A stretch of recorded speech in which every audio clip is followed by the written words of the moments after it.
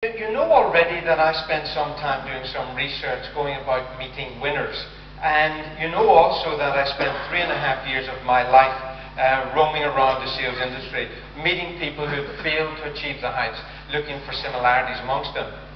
What I didn't tell you when we last met was some of the things that I encountered as I went around meeting these people over that 3.5 years period.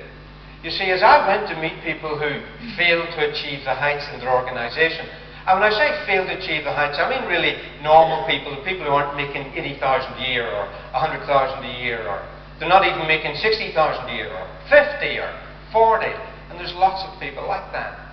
And as I went out to meet these people, I noticed that they wrote off the success of successful people to certain factors. They do things like write off the success. Those people who have earned, say, 60, 70, 80, 100,000 a year, they'd say, well, he was only or she was only successful because, for example, they were luckier than we are. And they'd say he was lucky to have more relatives than I have. And people do things like they wear lucky ties and stuff, or they have a lucky pen, or they go to lucky places. I see you've been visiting your lucky barber. Must be lucky to be alive after that haircut, is it? But you know, I noticed that people kind of write off, and you and I know that luck has got nothing to do with your chance of succeeding. Unless you come from Ireland, of course. You know that's different.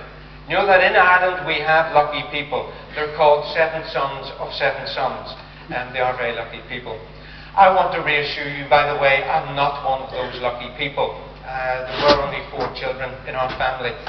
My mother had wanted more children, but my father had read that every 5th baby born in the world is Chinese, and he said, no way.